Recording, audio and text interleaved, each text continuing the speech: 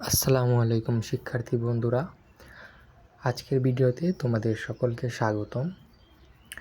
আজকের ভিডিওটির টপিক হচ্ছে জগন্নাথ বিশ্ববিদ্যালয়ে ডি ইউনিটে সাবজেক্ট চয়েস যেভাবে দিব সেটাই এই ভিডিওতে মূলত আলোচনা করেছি। এই ভিডিওটি দেখার পর তোমরা বুঝতে পারবে যে কিভাবে সাবজেক্ট চয়েসটি দেওয়া উচিত, কিভাবে দিলে ভালো হবে এবং তোমার গোল অনুযায়ী কোনটি তোমার জন্য সঠিক।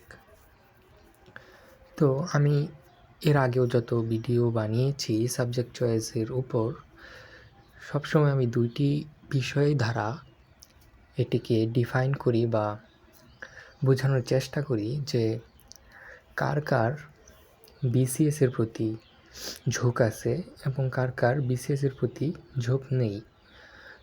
যেহেতু বিসিএসে আমরা প্রশাসন ক্যাডার এবং শিক্ষা ক্যাডার এরকম বিষয় আছে, তো কিছু সাবজেক্ট আছে যেগুলোর প্রশাসনিক ক্যাডার ঠিকই আছে কিন্তু শিক্ষা ক্যাডার নেই।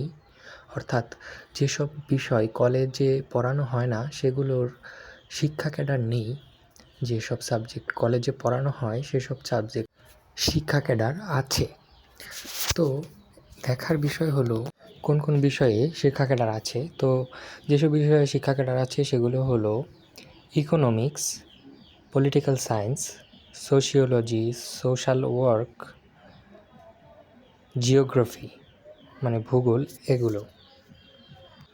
তো তোমার এইম যদি বিসিএস ক্যাডার হওয়া এরকম হয়ে থাকে তাহলে তুমি এই সাবজেক্টগুলো আগে দিবে এবং এই সাবজেক্টগুলোর মধ্যে সবার আগে তুমি ইকোনমিক্স দিতে পারো যদি তুমি ম্যাথে ভালো হও, বা এটাই ভালো সাবজেক্ট বলা যায় এগুলোর মধ্যে। তারপর পলিটিক্যাল সায়েন্স দিতে পারো, তারপরে সোশ্যাল ওয়ার্ক বা সোশিওলজি দুইটা থেকে একটা দিতে পারো এবং ভূগোলটা তারপর দিতে পারো।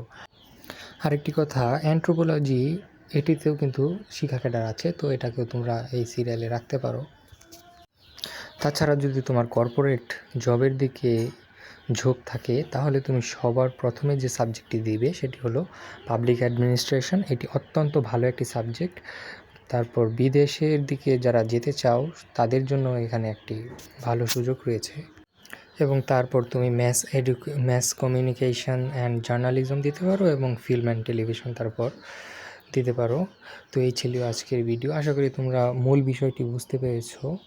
তো আমি যদি আরেকবার রিপিট করি কথাগুলো, তাহলে হচ্ছে সবার আগে ইকোনমিক্স দিবে, তারপর পলিটিক্যাল সায়েন্স দিবে, তারপর সোশিওলজি দিতে পারো অথবা সোশ্যাল ওয়ার্ক দিতে পারো, তারপর জিওগ্রাফি দিতে পারো এবং তারপর অ্যানথ্রোপোলজি দিতে পারো, নৃবিজ্ঞান যাকে বলে, এবং এরপর তোমরা পাবলিক অ্যাডমিনিস্ট্রেশন দিতে পারো, তারপর ম্যাস কমিউনিকেশন অ্যান্ড জার্নালিজম এবং সর্বশেষ তোমরা ফিল্ম অ্যান্ড টেলিভিশন দিতে পারো।